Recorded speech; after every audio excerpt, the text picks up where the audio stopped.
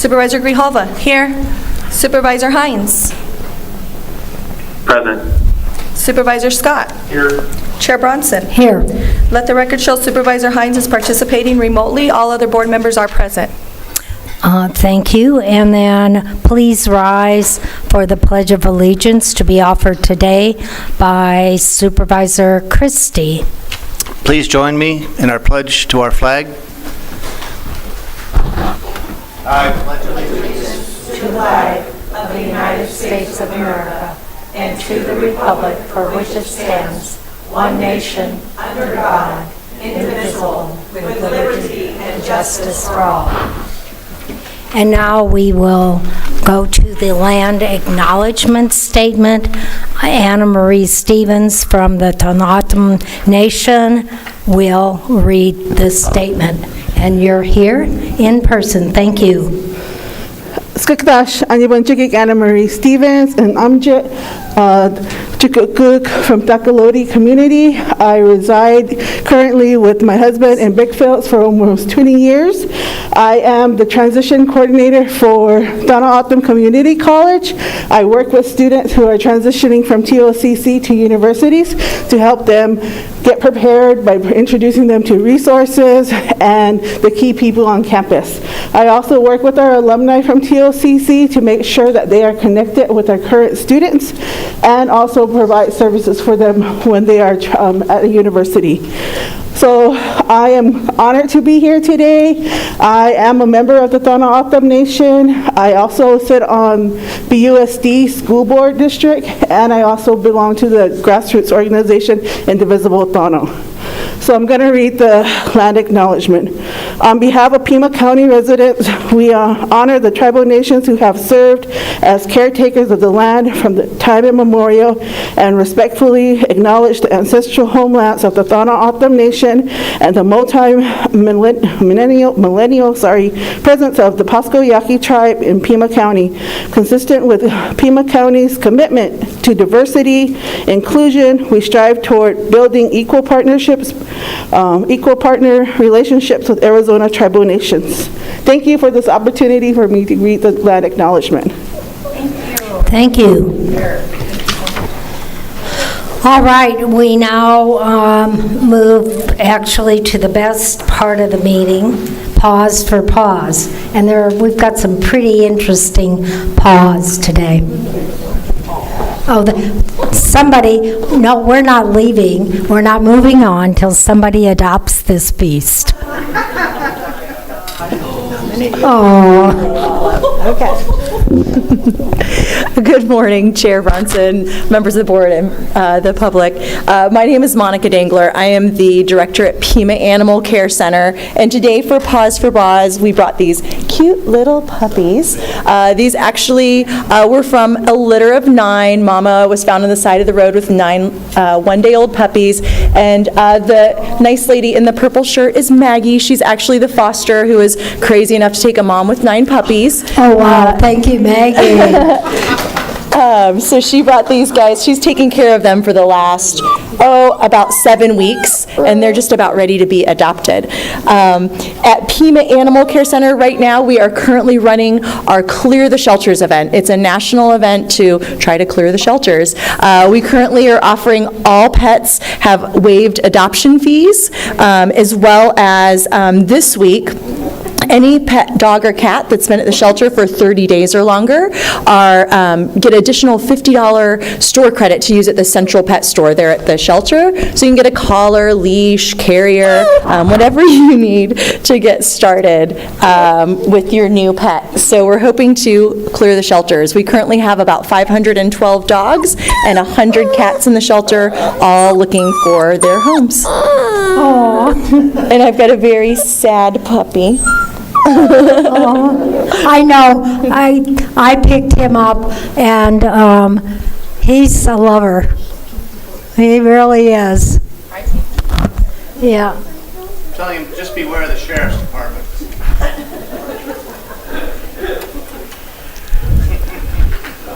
Well, our sergeant at arms, I'm sure, would like this little guy.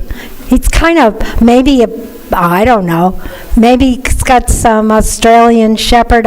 And Mom must have had several. They're all very different dogs. I wonder if they all had the same father.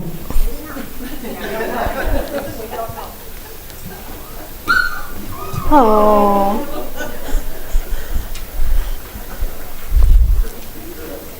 No, you, I'm looking at you. You need one of those. Aren't you sorry you came?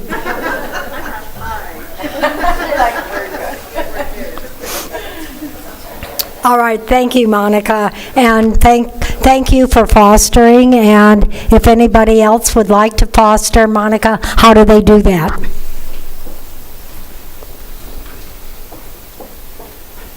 Run off with the puppy. Yeah, if anybody would like to foster, we're always looking for fosters, especially for little puppies like this. They can go to pima.gov/foster to learn more and to apply. Thank you.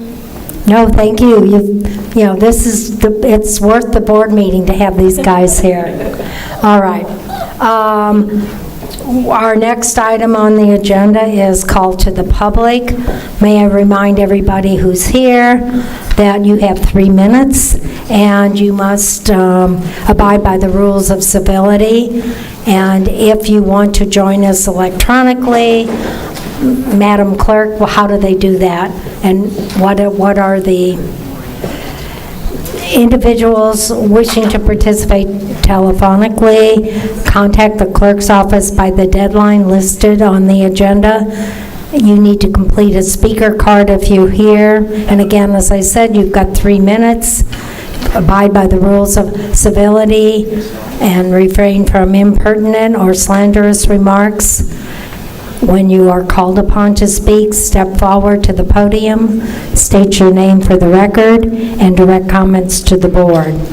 Speakers who do not abide by these guidelines will have their comments interrupted. All right, so let's proceed to the speakers. Our first speaker is Ann Rose. Good morning. Nothing beats the Monday morning than 4 puppies. So you're adopting one, correct? I don't know if my 2 dogs and cat would approve, Okay.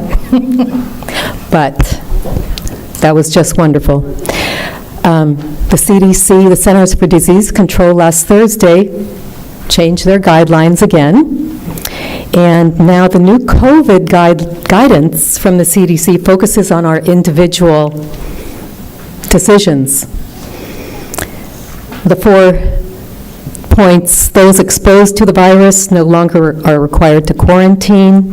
The unvaxxed now have the same guidance as vaxxed. Students can stay in class after being exposed to the virus, and it's no longer recommended to screen those without symptoms. We slid dangerously close to full-on medical tyranny in the last couple of years, with people being forced to get shots, experimental, no long-term data. These injections that the data show injury and death.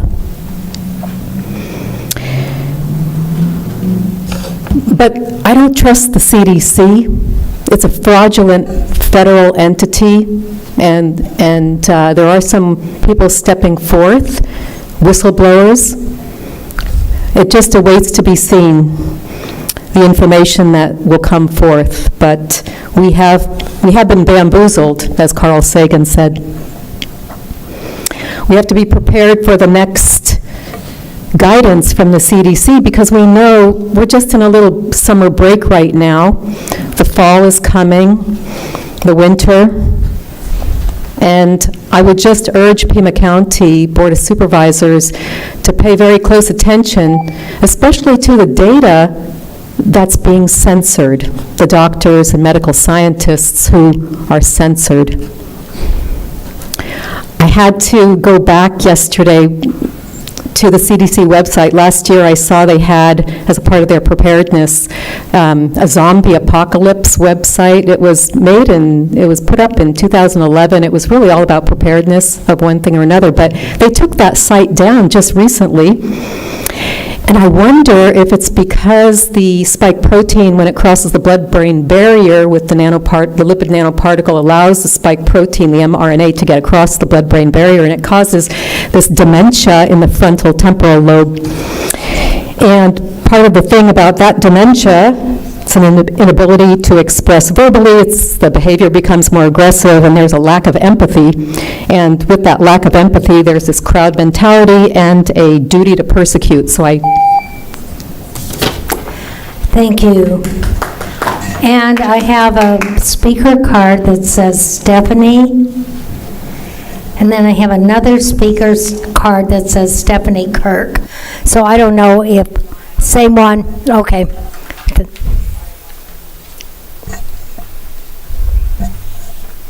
Hello, my name is Stephanie Kirk. The county is well aware of the board's rich kid mentality of handing out our taxes like it's daddy's credit card.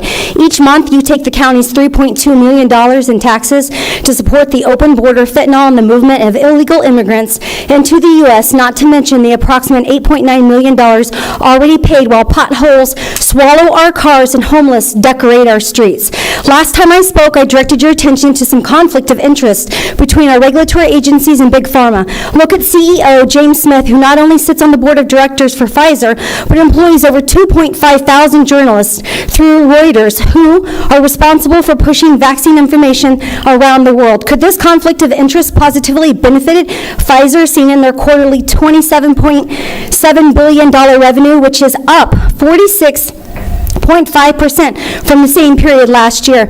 Let's look at Robert Wood Johnson Foundation, who is run by the former director of the CDC, Richard Besser, who is also the former ABC News Health and Medical Director. The foundation holds over $1.8 million in stocks and vaccines. As the board forced Big Pharma drugs onto the county, the so-called FDA-approved Pfizer Comirnaty shot was impossible to find. The FDA approval means absolutely nothing to me, as the organization has countless conflicts of interest with vaccine companies, and this is the same organization that allows dyes in the form of petroleum in my food. Big Pharma is the #1 leading cause of death in America. Now you get to live with your votes that push these experimental injections onto the public that hurt, killed, and separated families. Will you be offering employees their job back plus compensation now that CDC, who does not make law, changed their perspective shortly after the New England Journal of Medicine demonstrated that people who are triple vaccinated, boosted against COVID, recover slower and remain contagious for longer than people who are not vaccinated at all? Let's revisit the opioid crisis, or even the overuse of antibiotics, once approved by our precious FDA and pushed by the CDC and your doctor, Matt Hines, without grassroots activists like myself, in direct contradiction to the medical doctors. The truth of profit-driven international subversion of science may not have been exposed in such things as cigarettes. Cigarettes were once pushed by medical doctors and former President Ronald Reagan. Ronald sold our souls to Big Pharma by signing legislation that protected vaccine companies and pushed vaccine injuries onto taxpayers. The Big Pharma propaganda that this board drank in exchange for funding suffocated the county, and now you're handing out taxpayer cash to solicit programs that enable the people you helped victimize. Stop taking funds to test, track, inject, and control people. Adelita, did your daddy, who sits on the U.S. State Representative, benefit from his injections the way that your position in this job has influenced your job employment, or the way he has ruined Arizona? So was the vaccine, was it beneficial or not? We don't ever see him. Peter Norquist. Peter Norquist. These guys don't, except one. All right. Good morning, members of the board. My name is Peter Norquist, for the record. It's good to see you this morning. Today I wish to comment on the legislative proposal advanced by the Director of the Pima County Health Department, Dr. Teresa Colon, for the 2023 Pima County Legislative Program to be fielded at the October CSA Policy Summit. She argues that during the Arizona 2022 legislative session, multiple bills were passed and signed by the governor which have severely limited public health authority and the ability to provide a science-based response to the current pandemic and future health emergencies. She would presumably like to see these nullified. I would argue that rather than limiting local public health authority, these bills, on the contrary, provide crucial checks and balances on health departments which have displayed a gross tendency to exceed their mandated authority, making power and money grabs as they seek to extend their political influence and preempt the rights of citizens set forth in both our state and national constitutions. This has been done in the name of science, but the science invoked is often more akin to a religious belief than a rigorously tested set of empirical hypotheses, and it has done far more harm than good. The bills in question are SB 1009, which limits the governor's authority to declare a public health emergency and for which they must get approval from the legislature if it continues after 120 days. This is clearly an important bill which prevents the unilateral declaration of an indefinite public health emergency based on subjective and biased set of criteria. HB 2616 prohibits Arizona from requiring a person 18 years of age to wear a face covering or mask with the express consent of the person's parent or guardian. And HB 2453 prohibits a governmental entity from imposing any requirement to wear a face covering or a mask anywhere on the premises with certain exceptions. The first of these bills preserves parental rights and protects against child abuse, while both bills allow the recognition of a rich amount of data that show that mask wearing causes more harm than it prevents. Next, HB 2498 prohibits a government entity from requiring a resident of the state to receive a vaccination for COVID-19 or any variant of COVID-19 unless in clinical settings, and HB 2086, which states that immunizations for COVID-19 or any variant of such are not required for school attendance. It repeals a statute relating to immunizations not being required for said attendance. These two bills, I argue, protect citizens from being forced to accept against their will controversial and experimental medical procedures which place them at risk of severe or even lethal physical harm with no demonstrable net benefit to the community. I therefore urge you to reject Dr. Cullen's proposal to nullify the above bills, and by doing so, constraining the power of the health department to its proper context. Thank you for your time and attention. Thank you for attending. Anastasia?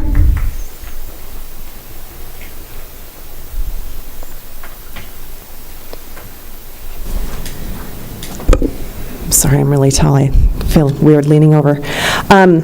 So today I'm coming to you. I didn't see it on the agenda for today, but I am going to speak about the memorandum to the Board of Supervisors for actually today, August 15th, and I apologize, I probably put it down wrong on there. But I'm actually going to be wanting to discuss with you about line item 3 on the memorandum, which is going to be for issues to strengthen the Department of Health authority, and it was exempting the Youth Risk Behavior Surveillance Survey from parental consent clauses. I have a big problem with that. Right now, we have a big problem anyway with what's going on and the thought process that the Department of Education, Department of Health, even this Board of Supervisors, including districts across the state, are feeling it necessary to usurp parental rights. You're going to hear me speak about this. I have been speaking about this for about 2 years now because we have discovered that this is what their intent is, to get the parents away from the children and to hide things from the children, and this is not acceptable. And if anyone knows anything about this particular questionnaire, it is not exempted at the present time, but you guys are looking to exempt it, which is not correct. ARS 2161 is the Parental Bill of Rights, and it should not be usurped. The reason you have a problem with it is because the parents will be allowed to sue. The parents will be allowed to sue the districts and anybody else who feels that they are usurping their rights against their child, and this is exactly where this is going. I heavily suggest that you do not do this. The problem with this survey, actually, is number one, no one is being notified, no parent is being notified that there is an opt-out form. There is an opt-out form for this. I want every parent hearing this today and for anyone not knowing it, to spread it around to your family and friends. There is an opt-out form for this particular survey. This particular survey is 8 pages long. It looks like a test questionnaire filling in all these bubbles, and it is immensely invasive, asking these students to fill it out, asking what their home life is, if their parents finished high school, college. What business is it of yours or anybody else's business to know these things? It is not your business. It is not your business to know all these things and have these students rat out their parents. Because we know that there's CPS counselors in the schools right now. We know that these are the counselors that they hired post-COVID. And I know what my district is doing, and I am directly dealing with what they're doing regarding using these counselors as a weapon against parents on behalf of the students. And it's not right, and we will not stand for that. I, as a parent, certainly will not, and I can tell you, thousands of parents in my district will not, and neither should any other parent across this state, and shame on all of you. Thank you. Robert Royce.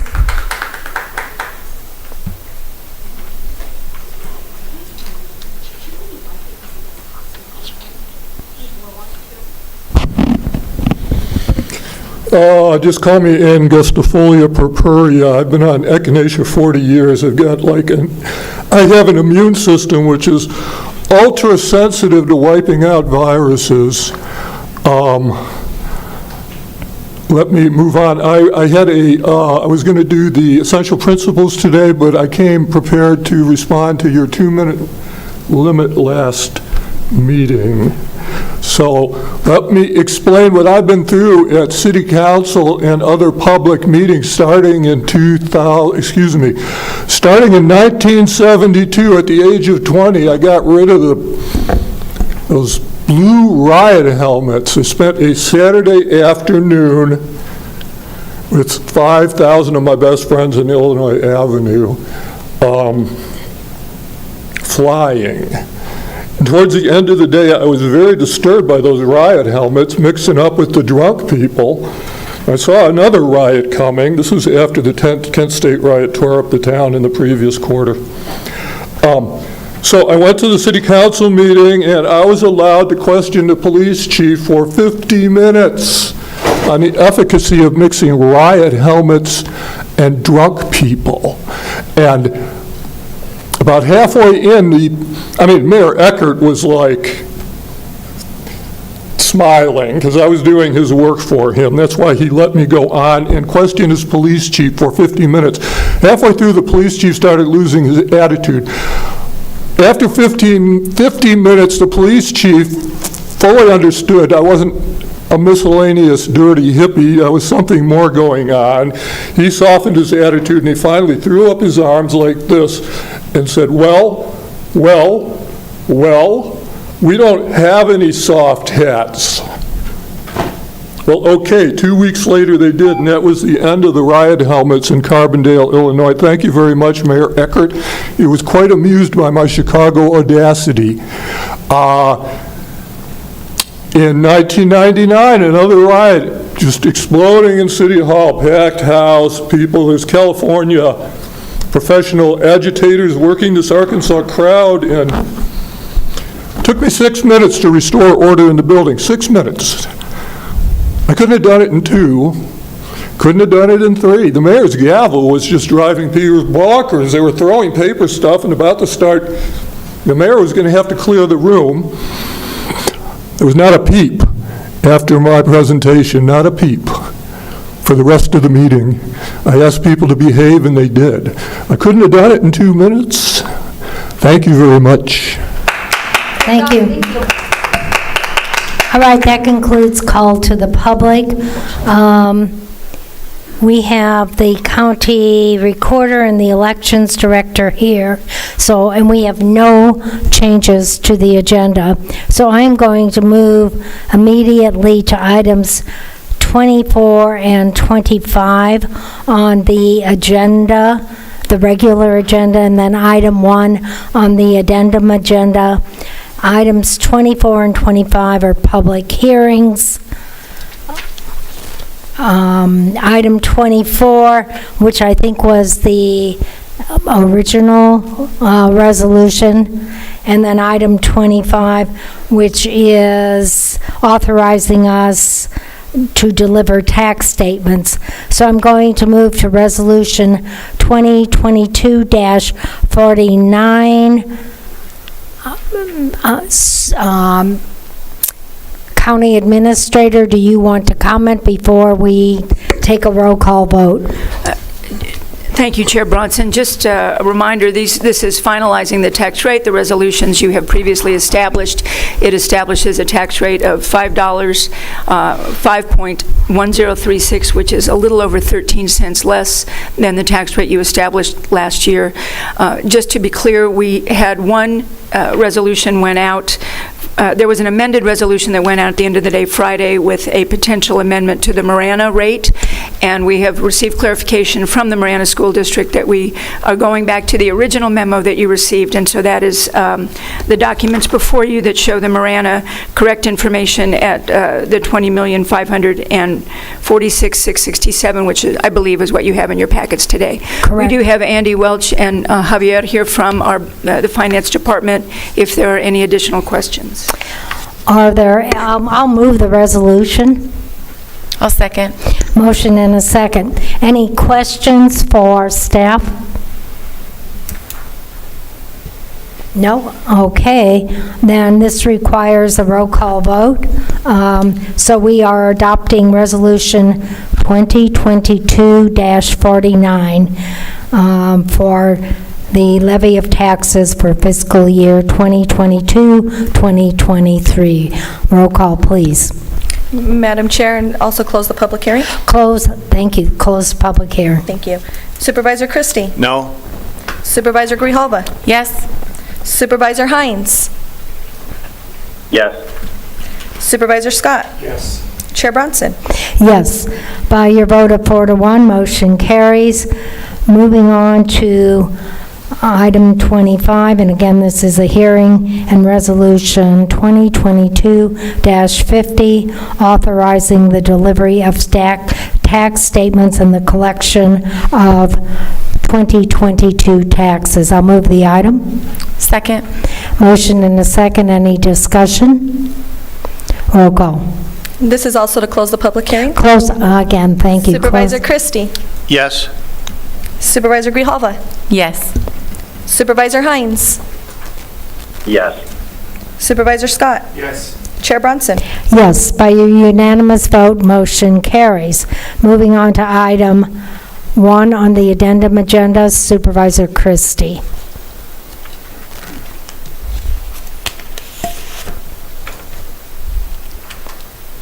This is regarding the 2022 primary election, discussion, direction, action. Yes, thank you, Madam Chair.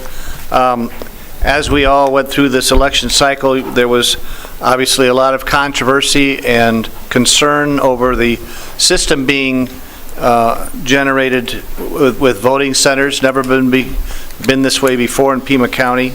There was a lot of concern that there might be some interference by the equipment that was being utilized, the internet, voting centers, removal of precincts, etc.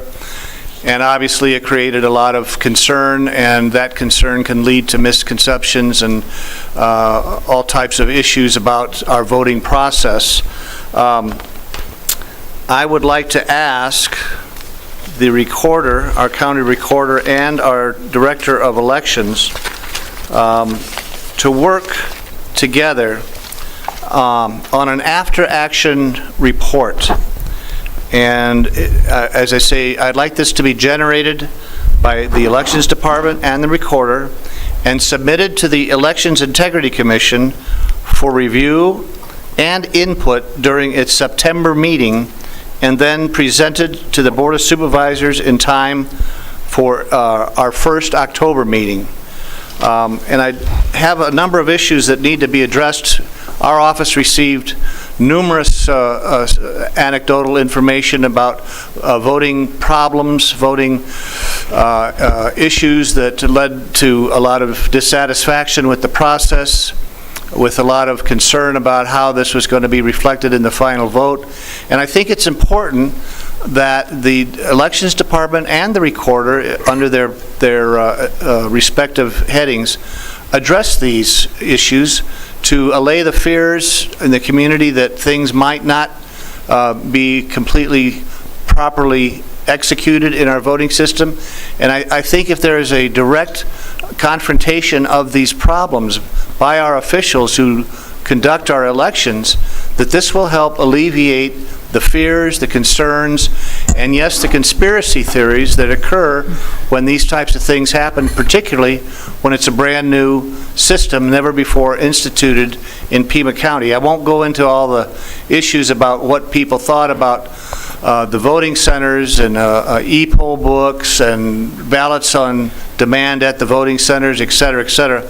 But I would like to include, but not limit to, in the after-action report, a number of items. First and foremost, can we get clarity once and for all on the ballpoint pens versus Sharpies versus flares usage on ballots, and make that crystal clear as to what can be utilized? My office was swamped with that. And I think that is a huge issue that needs to be clarified. It was an issue in the 2020 cycle. Unfortunately, it became another issue in this one, and I think it needs, and justifiably so, an addressing as to what can be utilized in that system. The second issue is, had a lot of complaints about sample ballots were not mirroring the actual voting ballots. That there were election candidates left off the final ballots that were on the sample ballots, and this led to a lot of confusion. And of course, you can imagine people becoming quite upset and excitable about the fact that these types of things occurred, and they thought, again, here's some more issues of potential conspiracy theories, and if this type of thing is addressed, it will help to allay those fears. We also, as we all know, had delays and hour-long waits due to printers not working and voting centers running out of supplies. An example in my district, the Bear Canyon Library, that voting center ran out of ballots, and it was shut down for 2 hours. And the odd thing about it, that again led to a lot of issues of concern, was that Bear Canyon Library initially was not on the list to be a voting center, yet it was swamped to the point where it ran out of ballots. So that leads to a lot of insecurity on a very large number of our voters. Another issue is federal ballots were issued as a result of being a registered independent. There's still confusion on that issue, and who is the recipients of federal ballots, and why does party affiliation address that or conflict with that? That needs to be clarified. So there's also got to be, in that same type of vein, a clarification regarding federal ballots, provisional ballots, and their respective issuance. An explanation to the community about when these are required and qualified for voters and under what circumstances, and what do they mean. And next issue is a very large one that we received a lot of comments on in our office, and that was that the training of the workers in the polls in the voting centers was woefully inadequate, that they really didn't know the system, they didn't know the answers, they didn't know the process, and of course going into a brand new system, the voters are looking for guidance, and the guidance wasn't there from the poll workers in many instances. Another large issue was, and it was brought to the community's attention, and I commend the elections director and the county administrator for doing that, but an elections trainer was giving out incomplete and inaccurate information during training sessions.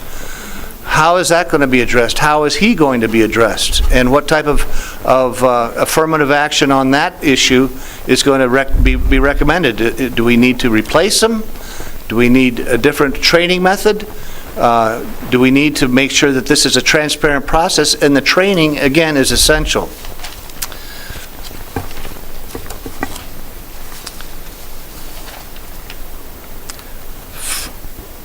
Here's another area of concern and confusion. poll watchers. Were there enough? And was there a proper breakdown of poll watchers by party affiliation? There was also communication and terminology, and this needs clarification. The differences and the breakdown and the guidelines of what a poll watcher versus a poll observer versus poll workers, and we need to clarify that. And out of 129 vote centers, and these were the numbers that were provided in our office by the Elections Department, 129 of these vote centers, 45, what is the term boards, and I think there's another terminology that needs to be addressed so the public can understand it better. 45 boards were unbalanced, meaning there was not a fair dichotomy breakdown between parties as far as the boards in the voting centers. 6 voting centers had no Republican watchers at all, and 2 had no Democrats at all. This, I think, is a real issue because people want to make sure that there is a fair balance and that both parties are equally represented when people go to vote. Another issue is the county recorder apparently would not allow any observers during early voting. Why not? Apparently there was a reference to pandemic issues as some sort of a justification. When the early voting process began, there was no pandemic issues. And to me, I don't believe that that's an adequate response to not allow any observers during early voting. We also, earlier in the process, I believe we were guilty of setting inaccurate expectations. We had a couple of what were termed mock-up or trial run elections. These were not elections. These were not the electoral process. There were no elections, there were no tallies, there were no candidates, there was no end result. So we set unrealistic expectations in the community by saying this is what a mock-up of this is a mock-up of what's going to happen and transpire on election day. Actually, what it was a run-through of an equipment demonstration. I got to see it myself. I wrote my name, pressed a button on the e-poll, and that was it. But that really didn't show what was going to happen on election day, and we made the mistake of setting inaccurate expectations. Now, we were sold on this new system with a number of promises and expectations. And I asked the recorder and the elections director, our county recorder, to please address these issues as well in their after action report under new systems, promises, and expectations. First of all, was there a reduction of provisional ballots as promised? Now, if you take the 2020 canvass information of provisional ballots processed, and remember, we were promised that there would be a reduction of provisional ballots. In 2020, there were 2,723 ballots counted. In 2022, there were 4,121 provisional ballots processed. So why were we promised that there would be a reduction when actually there was a doubling of provisional ballots? Next one was, we were promised that there would be substantial cost savings in this new system. Were there cost savings as promised? That needs to be addressed. We were promised faster results with this new system. Did we get results faster as promised? That needs to be addressed. And what was the trend and impact of voters? This is kind of a technical one, but nonetheless I think it's a telling one that I think easily could be addressed and tabulated. What was the trend and impact of voters dropping off vote by mail ballots on election day on the actual reporting results?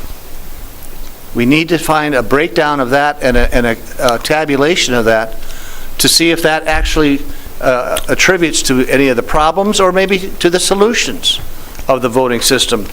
At one point, Madam Elections Director presented her own synopsis of issues that she felt still were outstanding. And it was early August, and I quote, "We had some vote setters where the checked-in voters tally didn't match the number of ballots, and I needed to talk to the vote center inspectors to understand why. The Deputy Elections Director spoke to them today and will count those ballots. In addition, one vote center had a printer problem that prevented the scanner from reading the ballots. These ballots required duplication." I think now is plenty of time to find out the results of that particular problem that Madam Elections Director reported to us. I also would be more than willing, if you're interested, and I think it would be a good exercise, is my office is more than willing to present both the recorder and the Elections Director the comments that we received, and I just brought a sample of them, but there's many, many more, and sometimes it's good to address them personally with maybe staff member calling these folks. Maybe it's not that necessary, but what is necessary is that both your respective offices are aware of what problems were out there and what insecurity that was permeating many parts of our county as far as this new system. Felt markers, I told you that about that. Sample ballots, one gentleman said 2 districts on his ballot did not match.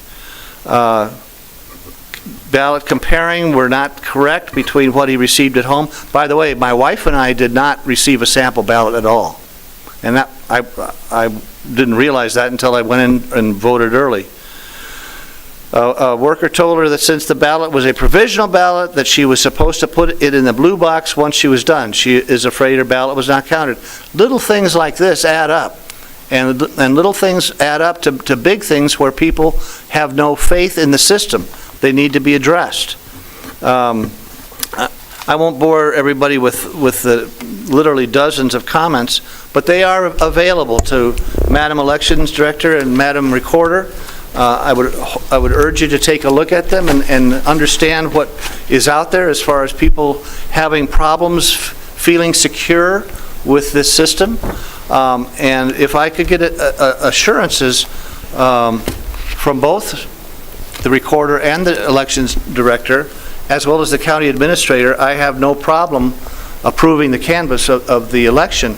But these are, I think, important items, and it can be addressed in a community-wide setting with the Elections Integrity Commission, and then brought before the Board of Supervisors.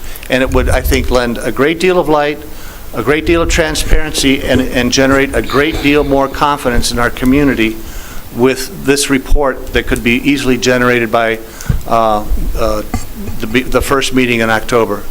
Thank you, Madam Chair. Thank you. And I actually concur with your statements.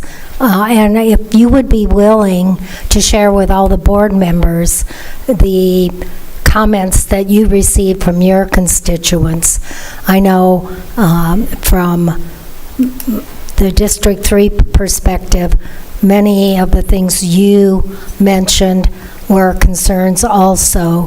The other concern was with the Recorder's office. People were confused about the ballots. You've already said that, but then they tried to call the Recorder's office, and they were put on hold. In some instances, it was over 20 minutes. That's just not acceptable. We need to fix that for the general election. And your comments were succinct and respectful, and if there's some way you can memorialize them and share them with the remaining board members, I would appreciate that. Certainly. Madam Chair, thank you for those comments. And just my own background in private business and dealing with thousands of customers on various levels, it's really basically boils down in so many aspects as far as being simply customer service. And the level of customer service, I think, must be elevated in this whole process. And a quick response is the best response. The longer an unanswered question or an unaddressed issue or problem from a customer remains, the worse it gets, and the more insecurity it spreads, the more opportunity for conspiracy theories. So I urge in this report both departments to look at the systems that you have in place and see if there are enhancements that can be made to address in a more timely and expedient fashion the issues that are being raised during the voting process. It would be so helpful, I guarantee. I found when I had my car dealership that if I closed myself in my office like a ivory tower, people were more apt to want to pound on my door to get to me if they had a problem. I realized I'm going to keep my door open. As a matter of fact, I'm going to move my desk out on the showroom floor. And when I made myself that available, I didn't get any complaints. So that's just my experience. I think it could be utilized in some manner and fashion with both the Elections Department and the Recorder's Office, because you are dealing with customers, their constituents, and their voters, and their taxpayers. Thank you, Madam. Chair Thank you. Bronson. Just a moment. Chair Bronson. Yeah, I'll get to both of you. But by way of direction then, just to be clear, you'd like a report? After-action report. After-action report by our first meeting in October? After it goes before the Elections Integrity Committee at their September meeting. Got it. Okay. Supervisor Grijalva, then Supervisor Hines. Thank you. I want to say congratulations to the Elections Department and to the County Recorder. I think you all did a remarkable job, considering that our director was new to Tucson, new to our system. We had new redistricting, an entire new system, and a lot of new staff. I thought that you all did a remarkable job. We had one call in my office, and it was about where does she go to vote. And I was like, well, the nice thing is, where are you? Let me look it up, and that was that. I had people that came in a little bit, they called a little bit concerned about what the new process was, and I said, well, have you gone to vote? So when they went, it's like, well, instead of having an upside-down book, it was an iPad, and then instead of having a ballot handed to you, it was printed out. And essentially, that was the change for the people that I spoke to and the experiences that we had. So I just want to say that on behalf of our District 5 office and the constituents there, everyone that I spoke to was really happy, and it was a really significant change for our community, but not a huge change for the state. So thank you for helping us get, in line with what everyone else is doing, and I just want to say congratulations to both of your departments. Thanks. Supervisor Hines. I'm sorry, this isn't a hearing. Thank you. I actually wanted to share my own experience and to echo my colleague, Supervisor Grijalva. I think that this was actually very well done, and for some staff, and again the Director of Elections who just got to us. I was actually early to an appointment for my dog to have some sutures removed by about 10 or 12 minutes, and this is on August 2nd. I actually, while in the parking lot of the veterinarian, I looked up the vote centers. I found the closest one to me, and that was at La Quinta on South Alvernon.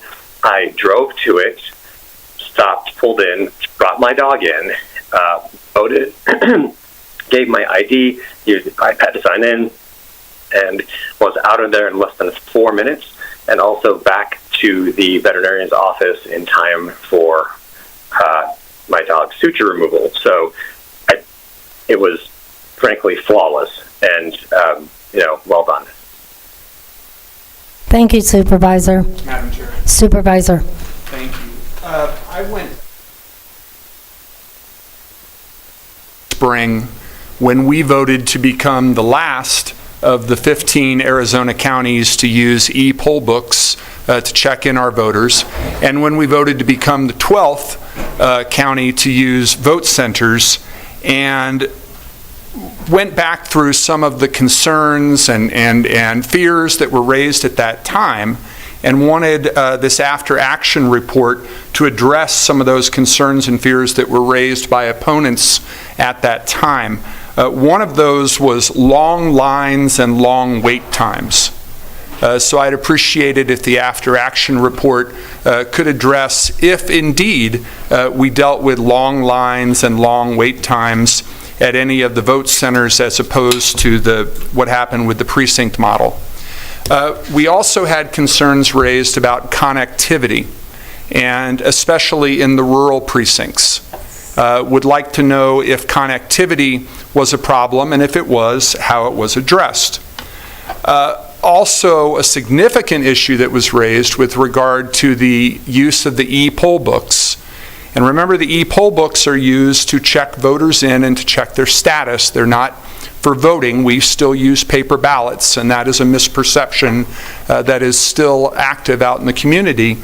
There was a concern that e-poll books could be hacked into. And that is, I want to find out if that was a concern that we had, and if you could revisit what we heard was one of the benefits of going with the vendor 10X that we selected for e-poll books in terms of their security measures. That would be really helpful. I appreciated Supervisor Christie raising the issue of provisional ballots. In the past, the main reason for provisional ballots was people showing up at the wrong precinct and wanting to vote at that precinct. My understanding is that one of the big reasons for the issuance of provisional ballots this year was people who were on the active early voter list, but either they didn't know that or they'd forgotten that, and then they showed up at the polls and wanted to vote. And given the mixed messages and that are being sent out by some of our political candidates about voting by mail, I wasn't surprised to hear that. So when we're addressing provisional ballots, if we could talk about the reason for provisional ballots in this recent round of primaries as compared to the reason for provisional ballots in previous years. We also heard that there was no backup plan, or there was a concern that there was no backup plan if there was an issue at any vote center. Supervisor Christie mentioned the issue at Bear Canyon. I'm certain that when we were following the precinct model that there were issues at different precincts where we had to move in and make a correction. I'd like to know when that backup plan had to be addressed and in what instance. We also heard about ballot on demand printers versus what we had to do in the precinct model, which is send stacks of pre-generated ballots to precincts. And there was a question as to which was the more secure system and which was the more cost-effective system, using ballot-on-demand printers versus sending stacks of pre-printed ballots out to the precincts. I think the main thing that I'd like to know is what are the key lessons that we learned in this first round of using vote centers and e-poll books that we can apply during the general election. One lesson that I think we will doubtless learn, because Republican voters are more likely to be election day voters than Democrats are, which is a reversal. It used to be the opposite. When vote by mail first came in, Republicans were more likely to vote by mail and Democrats were more likely to vote in person. That has changed in recent years, but it seems to me that if we had vote centers that had a high volume on the primary election day, because a lot of Republican same-day voters turned out at that vote center, those are likely also to be really active vote centers at the general election.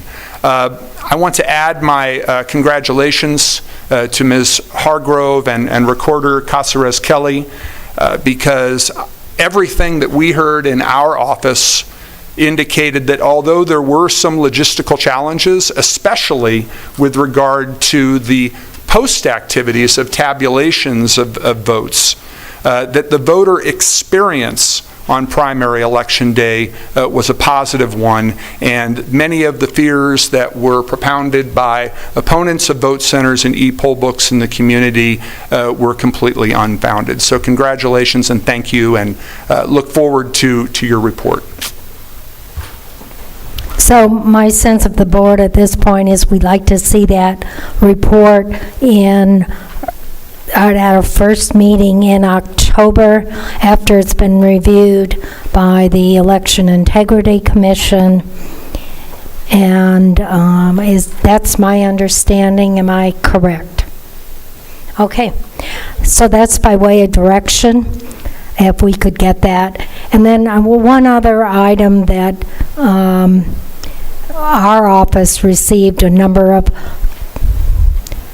complaints, concerns, was that the voter ID cards listed, when they received the new ones, it listed them incorrectly, the addresses, and this is, I think, we're talking about at least 20 complaints we received at our office where the address did not match the actual residence. So I don't know how we want to deal with that, but I don't know if that's an IT issue or if that's, how does that happen? Like an answer to that. So if there are no other comments, you have our direction, and we're looking forward to that report. Thank you very much. And there was one speaker card I missed. My apology. Lisa Van Geldern. Oh, okay. All right, well, when she comes back, we'll have her 3 minutes, and let's move back to the regular agenda. And we are now the Board of Supervisors, sitting as other boards. Items 6 through 9, it's Flood Control District Board, their contracts. Anybody wish to divide the question? If not, I'll move those items. Second. Motion and a second. Any discussion, any objections? Hearing none, motion carries. Moving on to Board of Supervisors sitting as the board, we move on to the consent calendar. What's the pleasure of the board? Madam Chair, Supervisor. I would like to pull individually items number 18 and number 21. 18 and 21. Does any other board member wish to divide the question? Welcome to WebEx. Press 1 to be connected to your meeting. Okay, then, we'll press 1. If nobody else wishes to divide the question, I'll move the remaining consent. Second. Motion and a second. Any discussion? Any objection? Hearing none, motion carries. Moving on to item 18, I'll move the item. Second. Motion and a second. Supervisor Christie. Madam Chair, for convenience and expediency's sake, could we basically deal with 18 and 21 together? Fine, I'll withdraw my motion, and then I'll move 18 and 21. Thank you, Madam Chair. These are... Do I have a second? Second. Motion and a second. Okay. These particular items, there's a kind of a troubling issue in them. They're with the City of Tucson, which is exercising its option to extend the terms of the original grant with Pima County Community, original IGA with Pima County Community and Workforce Development. And they've agreed to an extension. In the background on both of these items, the commencement date is October 11th of 2021, and the termination date is September 30th of 22. And in both of those items, Why are both of these items retroactive to last October? Why is there such a delay? Ms. Lesher? Dr. Garcia will be answering that question. Chair Bronson, Supervisor Christie, these indeed are retroactive contracts for 2 IGAs that we have with the city of Tucson. Because of a variety of issues in terms of these documents going back and forth with the city of Tucson, the amendments were not received actually for these until July 7th of 2022. That has been what had, and for one of them, and for the other one on June 30, 2022. That is what has occasioned the delay of the item getting to the board for... I'm not sure I follow you at all. We just got them from the city. Okay, you just received them from the city. Why? On July 7th, 2022, and on 6/30/2020. So what was the delay? There were a variety of administrative issues that led to the delay of the transmission of those contracts, including legal review, that necessitated them coming. Do you find that acceptable? Chair Bronson, it is not for me to opine about the acceptability of the... Why? Chair Bronson, if I may, I think the delay occurred, that was part of the City of Tucson's concern. We were trying to make sure that these documents can continue. And I think, Dr. Garcia, we would prefer the city do things, regarding a couple of these contracts on a more timely basis as well. Our concern is making sure, though, that we don't punish those who would be receiving the services through the grants because of the lack of timeliness by the city. Can we have both of you address that with the city and share our concerns? Absolutely happy to. And the city's response, Madam Chair. We shall do that. Thank you very much. That's all I am. Thank you. Okay, there's a motion and a second on the floor to approve items 18 and 21. Any further discussion? Any objections?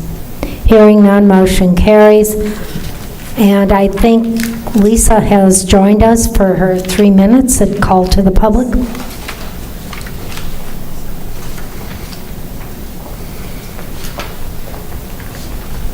Hi, my name's Lisa Von Geldern, and this is the first time I've ever done this, so thank you for allowing me to come up, even though my request was a little late. I drove up from Sahuarita. I was on a call. Supervisor Hines, I live in your district. My first year in Pima County in this area, I live in Sahuarita, I attended the University of Arizona on a postdoc fellowship. So I am educated on how to read science, right, and understand that. The other thing is, many years ago, when I finished school, I worked in a nonprofit in San Francisco.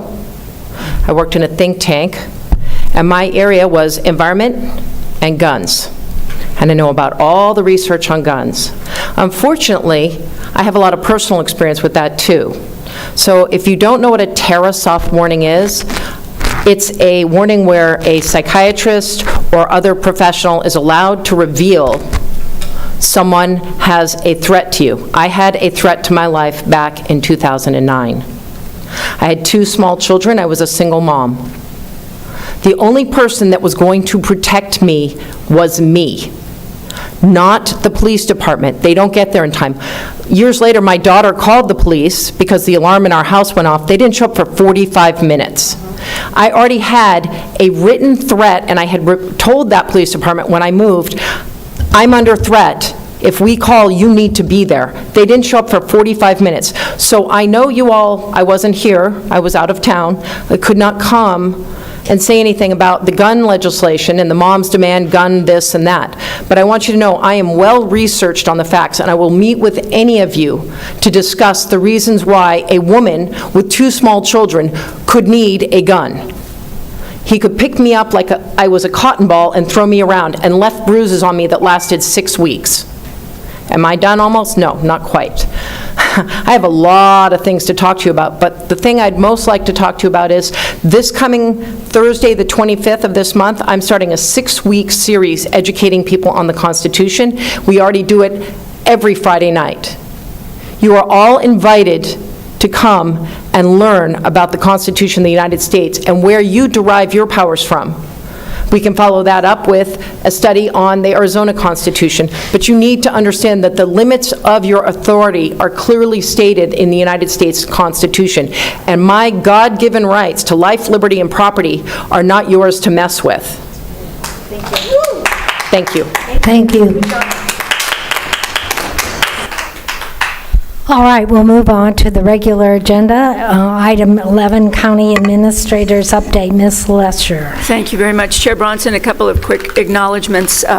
First of all, to the Procurement Department, we've had some shout-outs for them before, but they just received the 27th Annual Achievement of Excellence in Procurement from the National Procurement Institute. It's the 18th year in a row that that department has been recognized as such, and just thank you to the department for keeping us all moving on the straight and narrow in that way. I want to take a moment. Some of you may have been hearing about the Adult Probation Department's work within the Superior Court on a program called Clear My Warrant. And it's allowing those who are eligible to clear their felony warrants to do so without fear of being arrested and incarcerated. And it's one of those programs we have really found to be a win-win effort. People accept responsibility for what they did, and they're able to get their life back while it reduces violence, and we think saves taxpayers' dollars ultimately as well.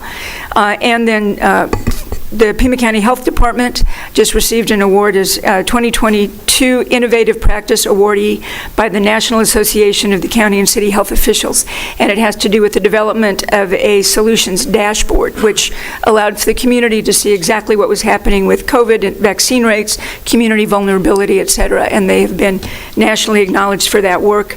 And finally, just thanks to those who did attend, last week we had a ribbon-cutting event for our Early Childhood Learning Center that happened out at Pima Community College at the Desert Vista campus, and it's going to start educating children from 3 to 5 who have a parent attending Pima College. And so I think that's been a very exciting program for people who want to come continue in the workforce and have a place for their children to be so that they can continue with their education as well. So thank you very much, Chair Bronson, for allowing me a few moments to talk about some of the great work of our county employees. All right, thank you, Ms. Lesher. Moving on to item 12, revision to Board of Supervisors policy. And staff is recommending approval of the revisions to policy number D22-113 or 13, general fund impact of state legislative cost shifts and disclosure of these cost shifts to taxpayers. I'll move the item. Second. Motion and a second. Discussion. Madam Chair. Supervisor. Just wanted to ask Ms. Lesher, what is the projected amount of state cost shifts to Pima County in the coming fiscal year, and what are the largest areas of state cost shifts that the county bears? Chair Bronson, Supervisor Scott, I would love to, I'm going to get back with you with that. I do not have that number at my fingertips and don't want to give you incorrect information, but we're happy to send a memo to the board. Thank you. Thank you. And I do know that anecdotally, our costs to pay for the juvenile detention system and also long-term care insurance are probably the two leading costs that the state shifts to us. And it's important for our taxpayers to know that Arizona has a balanced budget amendment, and our state legislators are required to submit a balanced budget per the Constitution every year, but one of the ways that they achieve that is by shifting costs to the counties.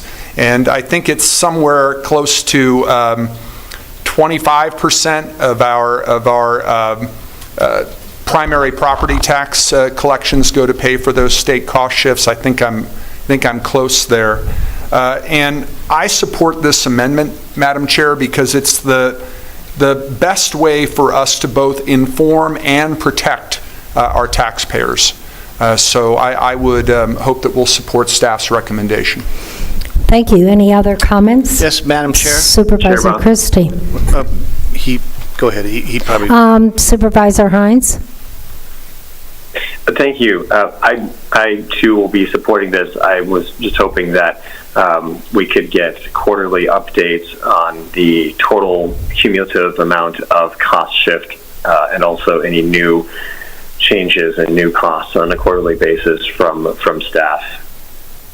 Thank you, Supervisor. Supervisor Christie. Thank you, Madam Chair. I have to say this was a little bit difficult to discern this particular item, and I had a lot of questions as to what certain definitions are applying here. First of all, it says the Board of Supervisors policy is to allow for the delineation and possible consideration of a pass-through to area taxpayers of state cost shifts rather than a mandate of such. Madam Chair, Ms. Lesher, could you tell me what the difference is of a pass-through as opposed to a mandate? Chair Bronson, Supervisor Christie, the policy that the board adopted previously mandated or required that we automatically pass through to the voters of Pima County what the amount of the state cost shift. And what we're hoping to do at this point is, rather than have that be an automatic mandate, if you recall this year, we came back and asked the board to lift the policy for this year so that we did not just automatically pass that through. It would have been, I think, more than 13 to 15 cents increase on the potential tax bill by the pass-through. What this is stating is that we hope it continues with the same concept, is that we come back to the board each year. You, as the Board of Supervisors, has the opportunity to evaluate what that pass-through would be and then consider whether you choose to pass it through to the area, to the local taxpayers or not. This simply means you'll review it every year, decide as a board if it's a policy you want to implement for that year or not, rather than have it be automatically, have that burden automatically shift to our taxpayers. Madam Chair, Ms. Lesher, that leads me to my second question, because under the discussion part of the memorandum, it says, for the current fiscal year budget, which would be the first in which the policy was applied, the board waived implementation. Did the board have the right or the authority to waive implementation at that time, or was it a mandate that was already in place? Chair Bronson, Supervisor Christie, it is a policy adopted by the board. Staff came back to the board and asked for the affirmative action of the board to not adhere to your own policy for this year, and this board voted affirmatively to not implement it for the year. Hence, that we decided perhaps the best route going forward is to allow it to be permissive and allow the board to make that decision annually.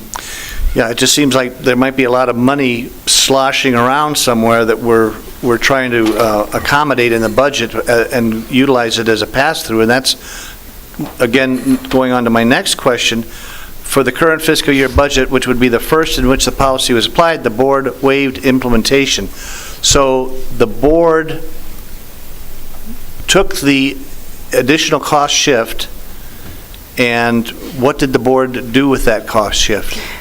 Chair Bronson, Supervisor Christie, you have absorbed it into the budget that you adopted for this year. Was it identified? Yes, sir. Do you have that amount? I don't have it with me today. I'm happy to follow up with that memorandum. It was delineated in all the documents that the board reviewed. First, when we asked that you waive the policy for this year, and then in the both tentative and final budget adoption. So the original policy wanted that an automatic absorption on the taxpayer of Pima County's part to take the cost shifts into the budget. Now you are asking that that be waived and that amount of cost shifts be brought before the board and let the board decide whether the board wants to blend it into the budget, or is there an option? Chair Bronson, Supervisor Christie, what the policy established in August of '21 said was that any amount that the state legislature passed through to the state in increased costs would automatically be passed forward to our local taxpayers in increased costs. We are asking now, by making this permissive, for each year the board to make a determination and to evaluate as a policy decision whether you wish to simply pass through to the voters and to the taxpayers in Pima County those costs increased by the state legislature, or whether you wish to absorb them into the general fund budget. I appreciate that. That's very enlightening. Thank you, Madam Chair. Just a clarification.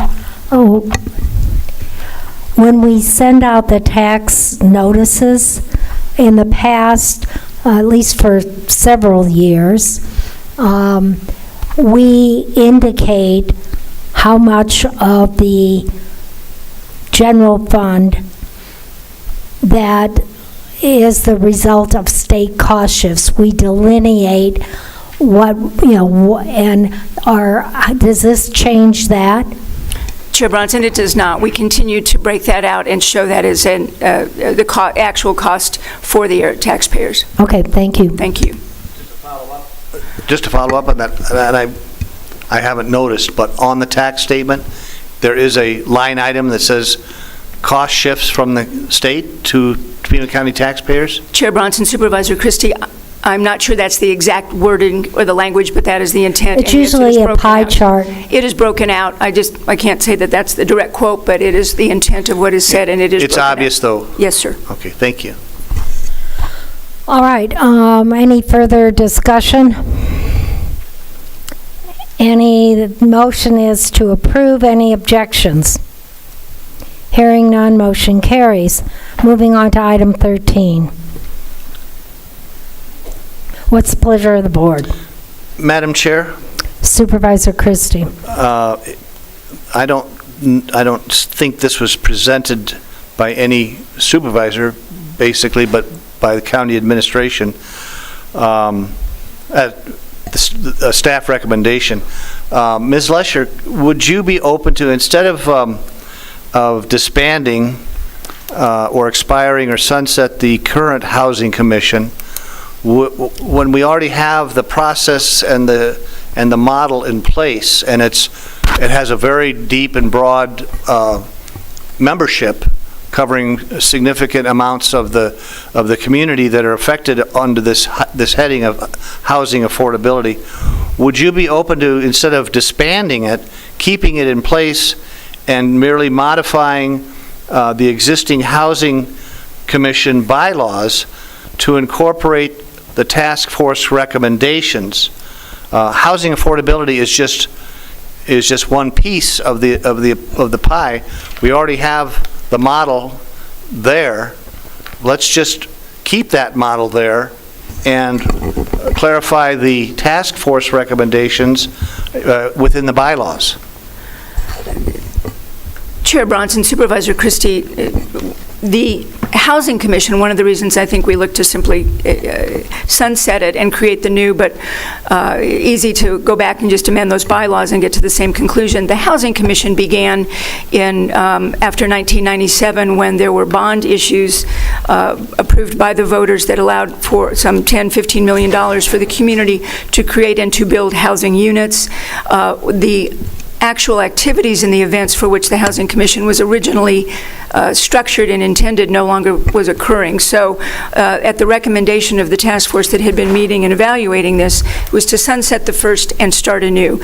Could the same ultimately be, could we go back and look at what the current rules are, amend those so that they're consistent with, again, what's come out of the task force? That can certainly be done. Could I offer that as a way of direction? Well, yeah, I think, and I'm not comfortable approving this right now. So, yes, proceed, Supervisor Christie. So, I don't know if we want to continue this. yeah, I would move to continue this, to have an analysis done by county administration to see if it's possible to keep the model in place and merely amend the bylaws to address the task force issues. If that's Would that be a and I so move. Second. Chair Bronson. Supervisor. So I wanted to look at, I I don't have a strong opinion one way or the other on the current Housing Commission, but I do think it's important for supervisors to be able to appoint, like we do in some of the other committees.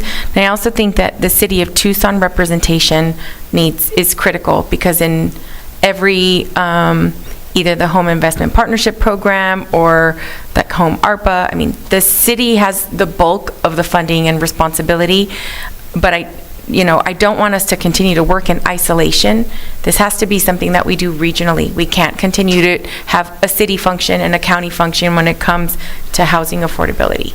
So I'd like to see that, because it's a health, workforce development, economic issue, but it's also critical that we work together in order to get,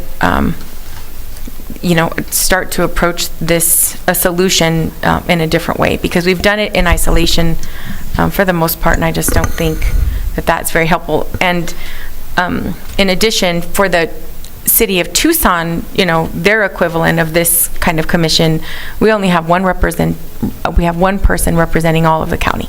And I just don't, as much as I think Marcos Ismael is very qualified to be able to represent the county, I don't think, again, that shows the level of collaboration that we need to work together on. And I don't have any, obviously I can't control the city, what the city does with their commission, but I do think that it's worth bringing it up. And for the record, it's just not the City of Tucson that has housing affordability issues. So does Sahuarita, so does Marana, and so does Green Valley, so does unincorporated Pima County, and I think that the emphasis has always been the City of Tucson, the City of Tucson. There are other issues that are not being addressed outside the City of Tucson that are underrepresented in this whole process. We have the Green Valley Council, the Tanque Verde Valley Homeowners Association, the Southeast Regional Council. They're underrepresented, and all we've been basically dealing with, or at least putting the emphasis on, is the City of Tucson. There's more in Pima County than just the City of Tucson. Mm-hmm. Thank you. Supervisor Scott, I thought you were going to... No, go ahead. Oh, okay. Did you have something? Go ahead. I wanted to, so are we, just to be clear, is the motion to continue the item?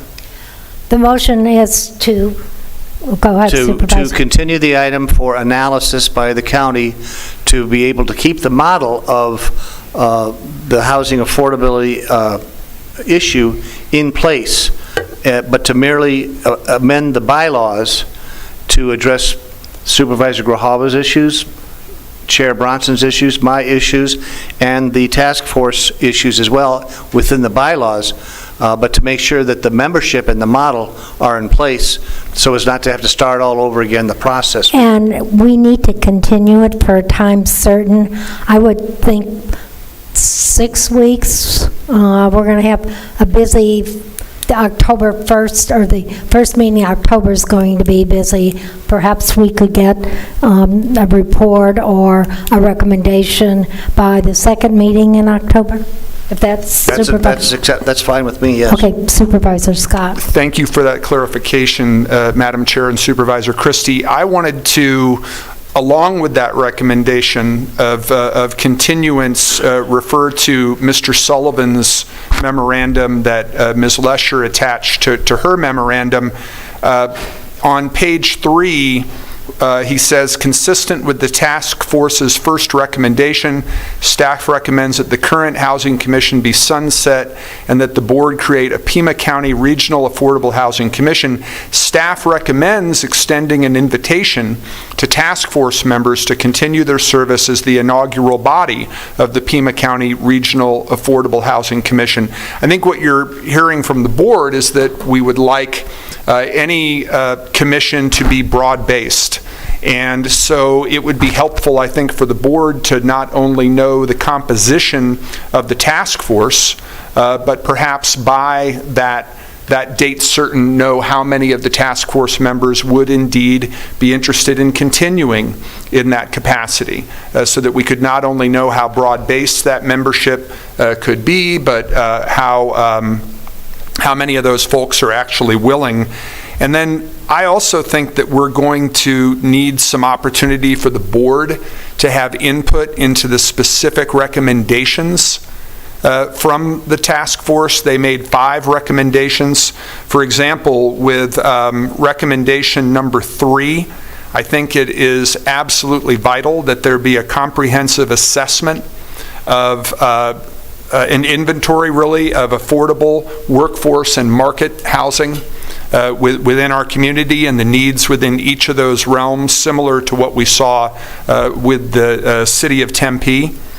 I think with regard to recommendation number 2, where the board might want some input specific to zoning and what we might do in partnership with other jurisdictions to address that very important issue of zoning.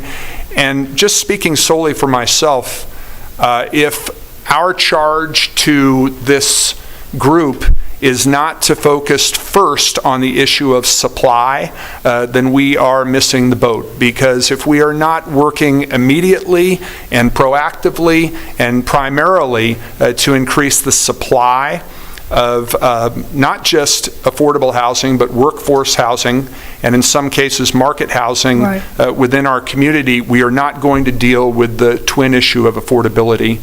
So those would be some things that I'd like to know more about, and I'd like the board to have some input into fleshing out those 5 recommendations from the task force. I concur. Thank you for those comments. Thank you. Any other discussion? There's a motion on the floor. Any objections? Hearing none, motion carries. Moving on to item 14, 2023 legislative agenda and resolution 2022-45. I move the item. Second. Motion and a second. Discussion? Chair Bronson? Supervisor Grijalva. In this legislative agenda, I'd really like to see us push for more green energy, push the issue of rent control. I think that is an issue that the state should really look at, and access to quality, increasing access to quality health care, including reproductive health. Including what? Reproductive health.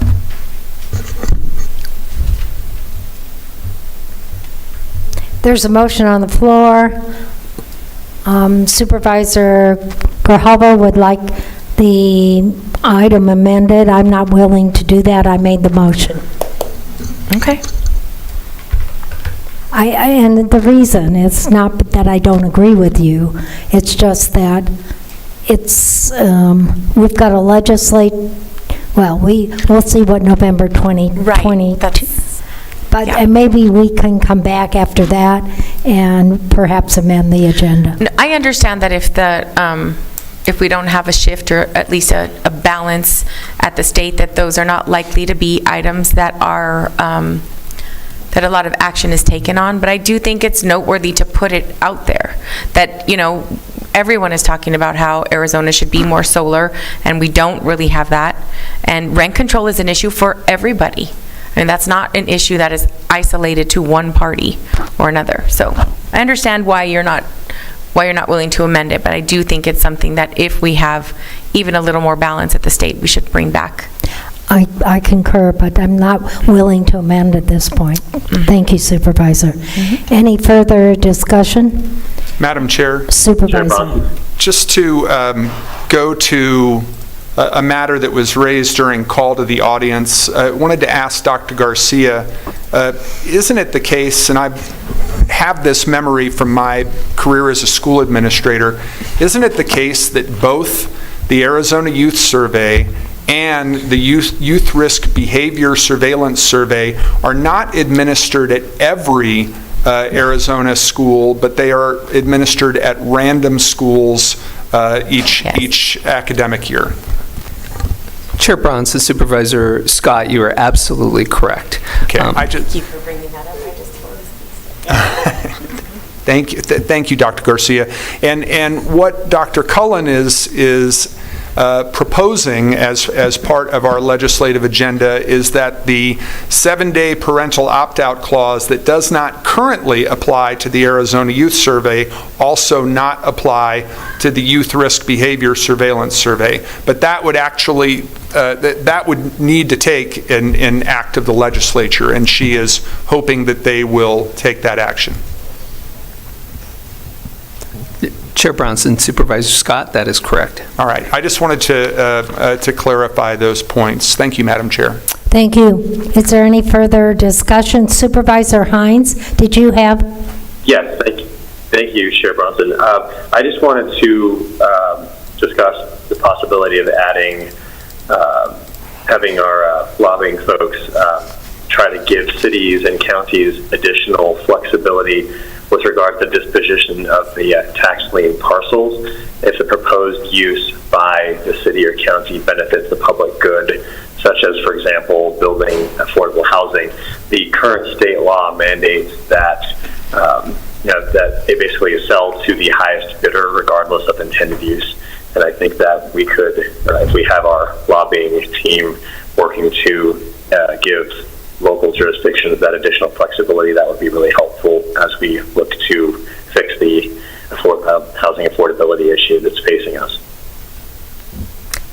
If I recall from I think that and Supervisor Scott, that's CSA policy. We want the counties to have, I'm part of the CSA legislative that we want counties to be able to make their own determinations and have more authority. So I think it's sort of implicit of what in terms of what we are adopting now. But Supervisor Scott.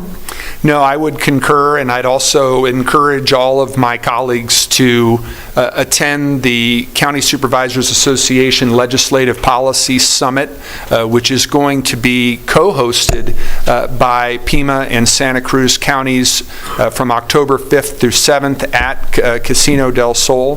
All of us are members of the County Supervisors Association. The chair has appointed me to be our representative to the Legislative Policy Committee, which meets every Friday when the legislature is in session and has representation from all 15 of the counties, but all 5 of us are members of the County Supervisors Association, and the legislative agenda for the entire CSA is determined at that Legislative Policy Summit at the beginning of October, and I hope all of you will attend as much as you can of those sessions. Thank you. There's no further discussion. Are there any objections? I'm sorry. Say that again.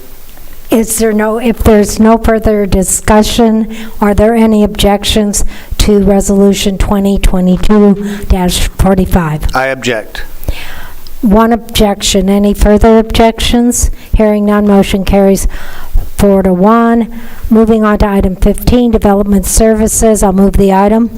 Final plat with assurances. Second. Motion and a second. Objections? Hearing none, motion carries. Moving on to item 16, then we're going to take a break. This is elections, the canvass pursuant to ARS 16645B, canvass of the August 2nd, 2022 primary election. I'll move the item. Second. Motion and a second. Discussion? Objections? Hearing none, motion carries. We'll take about a 10-minute break, and we'll see you after that.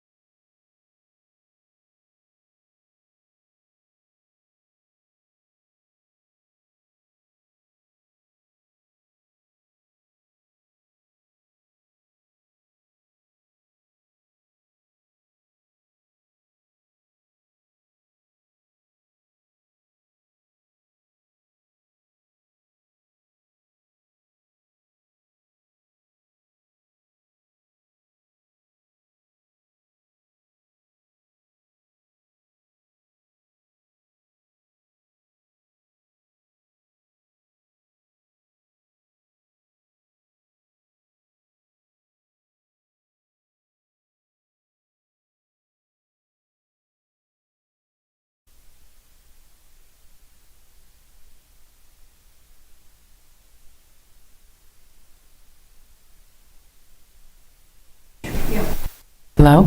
Hello, okay. You woke up. And we're back in session, resuming the meeting. And with that, we are on item 17, Resolution 2022-46. We did the canvas. I did it because they were here and we needed to, Yep, okay, no, we did the canvas. And Supervisor Christie, for the record, did you vote for or against the canvas? I voted for it. Okay. Unanimous. Unanimous. Okay, moving on to item 17, the certificates of participation and Resolution 2022-46. I'll move the item. Second. Motion and a second. Any discussion? Any objection? Hearing none, motion carries. Moving on to item 18 and Resolution 2022-47. I'll move the item. Sewer system revenue obligations. Second. Motion and a second. Any objections? Hearing none, motion carries. Moving on to item human resources, items 19 and 20. Does anybody wish to divide the question? If not, I'll move items 19 and 20. Item 19 is classification compensation. Item 20 is revision to personnel policy number 8-119. Any discussion? Any objections? Hearing none, motion carries. Madam Chair, I need a second. I'm sorry, okay, motion and a second. If there are no objections, motion carries. Item 20. Chair Bronson. Supervisor Hines. Yes, on item 20 specifically, I have some concerns and wanted to discuss the item. Okay, we just kind of voted on it, so discuss the item, though. No, we didn't vote on it. You asked for objections, and I said There's a delay. object. So. Oh, there was a delay, we didn't hear it. There was a delay, we didn't hear it. Well, may I? But let's have the discussion. I mean, we voted, but let's have the discussion. What are your concerns? Great, thank you. Well, I just, two things. First, I just think it's important in terms of requiring a disclosure on arrest or, I guess, charges. We just need to make sure that, people are innocent until proven guilty and that there can be any kind of action taken by the county unless and until there is a conviction of some kind. And the second, with regard to Rule D11, prohibiting consuming of any alcohol during meal break, paid or unpaid, I think this goes too far, frankly. I just think that this is excessive. I think we need to keep things specifically. We need to look at impairment or frankly, visible impairment that, in conjunction to that impairment, also leads to some kind of adverse effect to increase productivity, with the exception, of course, of anyone operating a vehicle. We can be pretty absolute about, but I don't think we should be quite this strict with regard to that Rule D11, and that's my concern. And I wanted to hear if my colleagues have any concerns. I appreciate those concerns, and I don't know if Ms. Lesher or somebody wants to address those in a memo to Supervisor Hines. Okay, well, that motion carried, so we're now on information technology and Resolution 2022-48. I'll move the item. Oh, did I say 22? I meant 21.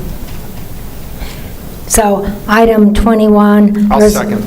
Okay, Resolution 2022-48. There's a motion and a second. Discussion? Objections? Hearing none, motion carries unanimously. Moving on to 22, real property, surplus property. I'll move the item. Second. Motion and a second. Any discussion? Any objections? Hearing none, motion carries. Moving on to item 23, school superintendent. Item 2022 general election, school district cancellations. I will move the item. I'll second. Motion and a second. Any discussion? Any objections? Hearing none, motion carries. Moving on to item 26. This is a hearing, liquor license for Basha AJ Skyline Drive. It is a hearing. Is there anyone who wishes in the audience who wishes to address us in opposition to this item at this time? If not, I'll move to close public hearing and approve the item. Second. Motion and a second. Any discussion? Any objections? Hearing none, motion carries. And thank you. I know you've been sitting here a long time. Thank you for coming. Hope you enjoyed the show. All right. We now move on to our addendum agenda, item number 2, Health Department update. Supervisor Grijalva. Yes, I'd asked to have an update from the Pima County Health Department, basically because we've had a lot of changes in relation, as it relates to COVID protocols, and then we've had memos about monkeypox, and I know that it's something that we have, that we've read memos about, but I don't think that we've had any kind of public discussion about. And there's a lot of concern about monkeypox that I think might not be as warranted considering the stuff that we've been provided. So I just wanted to give the health department an opportunity to sort of discuss the changes that they're going to be recommending as it relates to schools, how we're going to be making those changes here in Pima County, and then monkeypox. We can't hear you, and I don't know if your mics are working. Chair Bronson, Oh, there we Supervisor go. Grijalva, no, it's always a good time to revisit some of these topics. We provided a pandemic, the administrator provided a pandemic update that really says that with regards to COVID, the situation on the ground really is rapidly evolving and has improved substantially. And in fact, we're in a very, very different place today than we ever have been. And although we continue to have a very significant number of cases, our ability to manage those cases and our ability to not suffer the severe consequences, that is death and hospitalization associated with those cases, is actually improving. That's part of what has led to the Centers for Disease Control revising their recommendations with regards to the pandemic. As the board has noted, it has been significantly, or as one of the speakers during call to the audience noticed, it has been significantly liberalized. And I think that we, in this community in particular, are reaping the benefits of having had such a good participation. In fact, almost 75% of the population, vaccine age eligible population, has not just been vaccinated, but has been fully vaccinated. And at this point, 50% of the population, vaccine eligible population, has been boosted. So those are real accomplishments, and that really is the reason why we have such a relatively smaller number of cases in our hospitals and many fewer deaths associated with this. So I think that that's a real win. Now, schools and school districts and charters are sort of struggling to figure out how to incorporate this new guidance, right? They had done a really wonderful job of incorporating the previous guidance into their practice. And just this week, the CDC will be daylighting their school-related recommendations. Again, expect a much more liberal approach to the mitigation against this.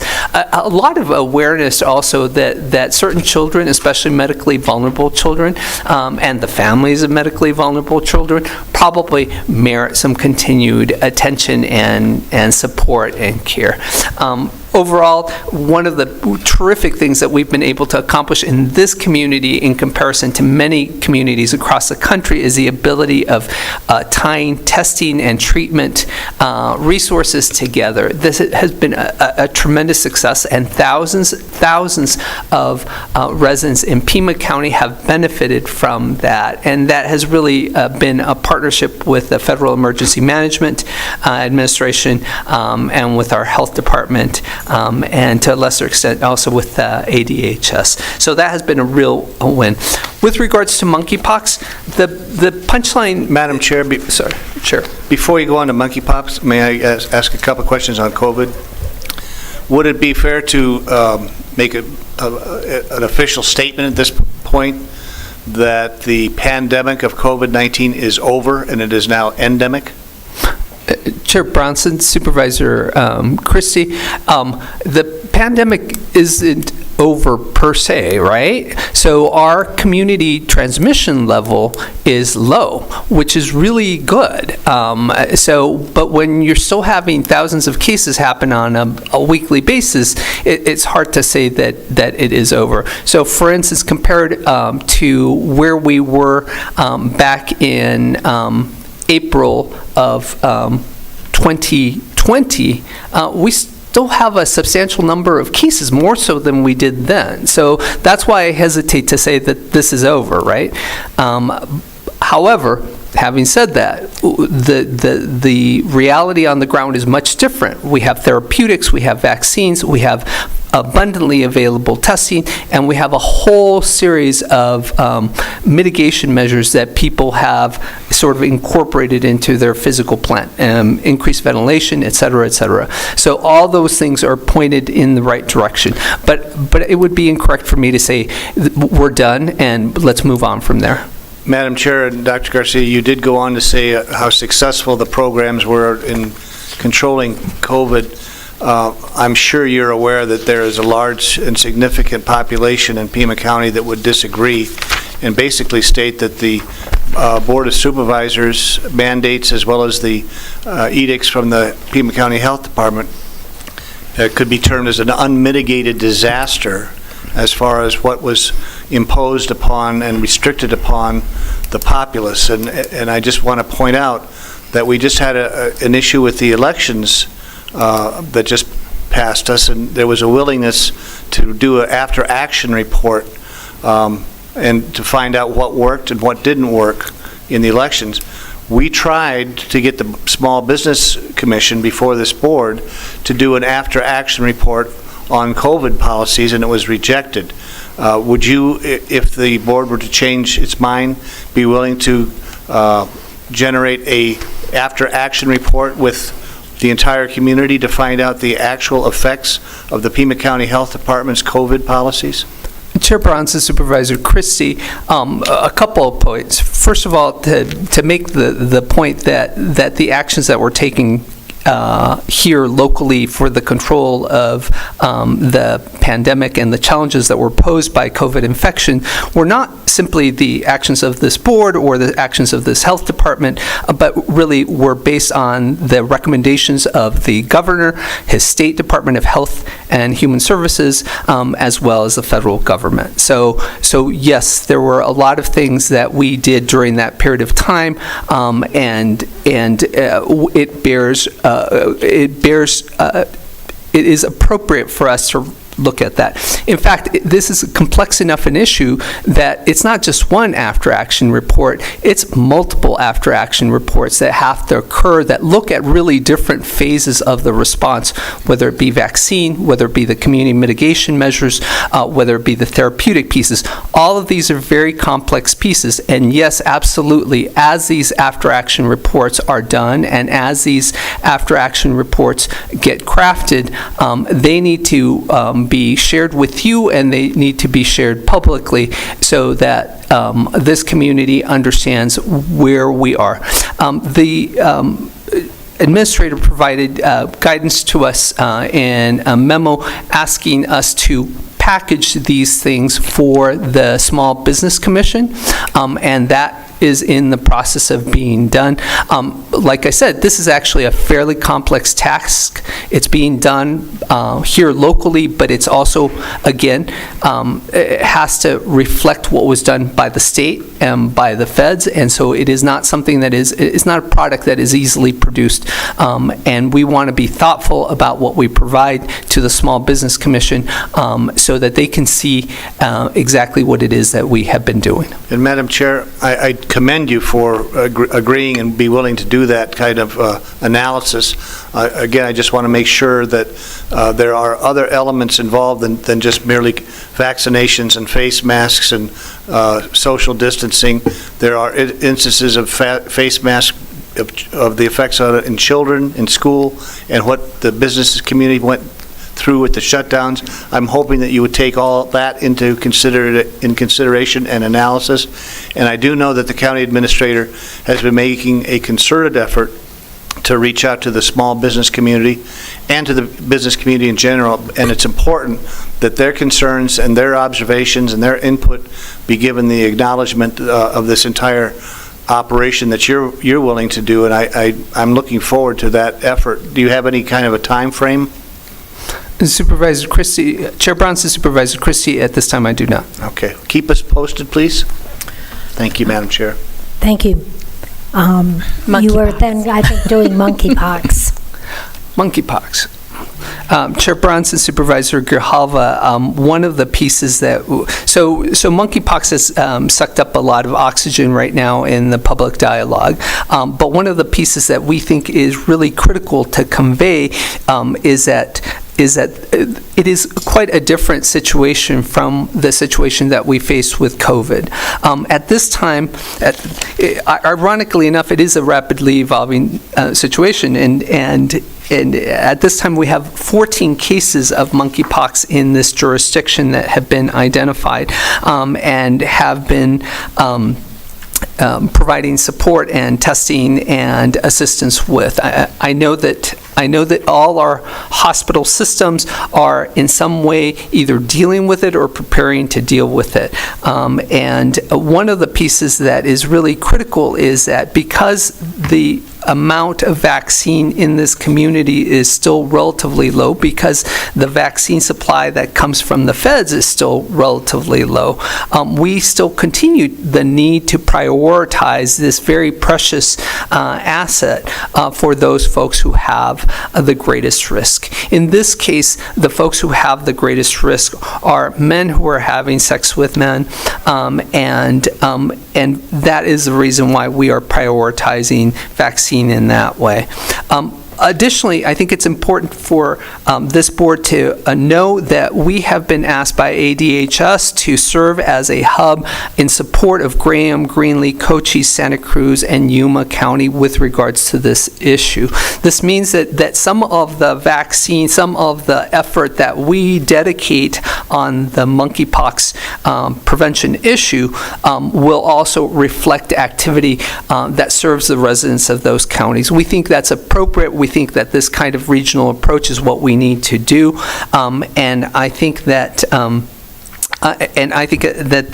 at the end of the day, we will be best served by taking such an approach. I think those were the main things that we wanted to sort of convey on monkeypox. Okay, thank you. Chair Bronson, I just have a follow-up.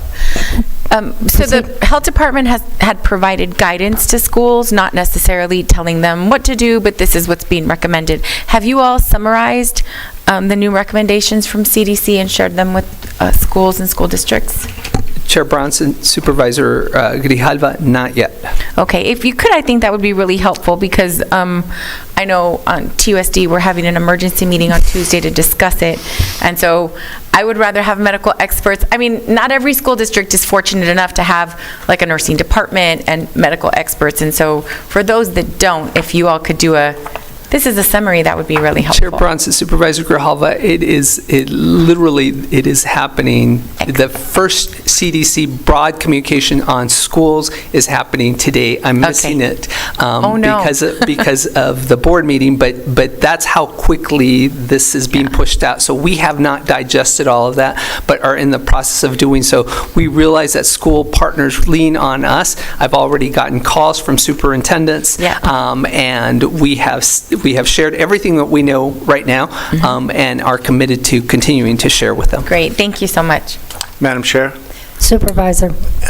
Have some more specific questions on monkeypox. In the county administrator's memorandum of August 12th, she described the monkeypox situation as an emerging public health threat. Dr. Garcia, what approaches will be used to prevent the spread of monkeypox, and who will these approaches be directed? For instance, are they going to be the same types of mandates potentially that were utilized by the health department and the board of supervisors and the other entities you referred to during the COVID-19 pandemic? And are they going to be utilized in the same manner to protect the public health from the spread of monkeypox? Are we looking at shutdowns and closures and capacity requirements? Chair Bronson, Supervisor Christie, it's a very different situation with regards to this virus in this kind of setting. None of those things that you have mentioned are things that are being contemplated. At this point, the critical piece for us is to make sure that we that individuals who are engaged in activity that puts them at risk are aware of that. At this point, it is critical for us to make sure that we make vaccine available for that population at risk, and that we make therapeutic resources, treatments available to that population at risk and for the folks, the medical professionals who take care of them.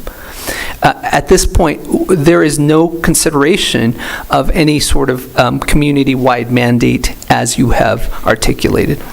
So to summarize, basically, the policy is for prevention of spreading is providing vaccines and therapeutic resources. Yes. Education. Education. Number one, awareness, vaccines, therapy, and engaging with the provider community and with the community that serves these individuals. Thank you, Madam Chair. Thank you. Any further discussion? Thank you. All right. That can't be right.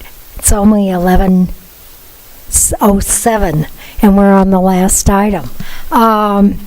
This is contract and award procurement, master agreement, MAPO 2020-2284. I'll move the item. Second. Motion and a second. Any discussion? Madam Chair, Supervisor. I think obviously this item will pass by this board. This again represents just an amazing amount of money that's passing through by the taxpayer, at the taxpayer's expense, into this food services for county congregate and non-congregate shelters. This board could stop that excessive spending, that needless spending. It's really gotten to the point where it's that you can't even fathom the total amount of money that's being utilized here. And knowing that it's going to pass, I think it's important that the community know what it's being passed for. And just to read in the background a few items, this amendment increases the award amount by $850,000 from $1.4 million to $2.3 million for a cumulative not-to-exceed contract amount of $2.3 million and adds 4 one-year renewal options. And the method, again, is the procurement method pursuant to Pima County Procurement Code. And apparently the Board of Supervisors approved an award of the original contract for a one-year term in the amount of $1.4 million, but these, basically the renewals don't require board approval. Further, the procurement director approved another amendment which added an additional location, Comfort Suites Inn, and this contractor will provide meals at no additional charge to the county, but the contract is inclusive to an additional location. Further, in June of '22, the procurement director approved another amendment which added 4 additional locations: the Comfort Inn and Suites, the Grand Lux Hotel, the Hyatt Place in Tucson Central, and the Casita Maria. And according to the program goals, this is to provide emergency food to individuals experiencing and at risk of experiencing homelessness, including asylum seekers sheltered at the Casa Alitas Welcoming Center and to overflow hotels. Now, under the public benefit, it states that it will be providing food, shelter, and supportive services that keeps legally present homeless individuals off the street. Could I get a definition of what legally present means? Chair Bronson, Supervisor Christie, the individuals that have been seeking asylum here are legal asylum seekers in this country, rather than people who some believe have illegally crossed the border. Those that are in this program are legal asylum seekers. It says legally present homeless. When you come over as a legal asylum seeker, is it automatic that they're going to be homeless? I thought they were in process to leave the community to go to their final destination. Chair Bronson, Supervisor Christie, our hope is that they not be homeless while they are here. They are brought into our community by CBP and ICE and dropped here until they are able to move on to their next location. The concern we have is that those individuals not be homeless and not wander within the community until they can move on to their next location. I recall there was a point they were not allowed to continue their asylum seeking in this country unless they could prove that they had a sponsor, which would then make them not any homeless individuals. Chair Bronson, Supervisor Christie, their sponsor is at their final destination. When the federal government brings them into our community, they simply release them. The individual then may have a day or so until they can get to either a bus or a plane or some way to continue on their path with their sponsor to their final destination. It is during that period of time while they're in Pima County that our hope is that they not be simply on the streets of Tucson, but have a place to congregate. Well, it's important that the community knows what their taxpayer money is going for. And I'm sorry, Supervisor Christie isn't finished speaking. I just wanted to make sure that the community and the taxpayers know that now we've got 4 shelters that the funds are going towards, and that it is now a mission creep again that provides all these services for legally present homeless individuals and mitigates the spread of COVID. I know that it's battling windmills on this, but again, the amount of money that's going in, I don't know how well it's accounted for, who it's going to, whose pockets it's lining, but it's an awful lot of money that just flows through here on numerous different subjects like this. Thank you. Thank you. Supervisor Hines. Thank you, Chair Bronson. I think this item is exactly what we should be doing with these funds. These ARPA funds, this is what they are designed for. These are federal dollars, and we're allowed to expend them in this way. No person should lack for basic nutrition in the United States of America, period. Thank you, Supervisor. Any other comments? Madam Chair, Supervisor. I just had a question for Ms. Lesher or whoever she wants to designate to answer it. On the supporting document under retroactive, it says, yes, the increase in funding was pending FEMA EFSP approval. I'm familiar with FEMA, but I don't know what EFSP stands for. Thank you. Chair Bronson, Supervisor Scott, Emergency Food and Shelter. Okay, thank you. And if I may just add, while we did receive that funding, we also received word on Friday that we will be receiving an additional bucket of money so that all of the expenses will be covered through the federal FEMA EFSP program. Thank you. Thank you. Thank you. All right, any other discussion? Any objections? Do you object? I object. I thought so. Okay. One objection. If there are no further objection, motion carries. And it's almost 11:15. I think this is one of the shortest meetings on record. If there are no objections, then this meeting stands adjourned, and our next meeting is? Our next meeting is September 6th. We'll see you September 6th. Happy Labor Day ahead of time.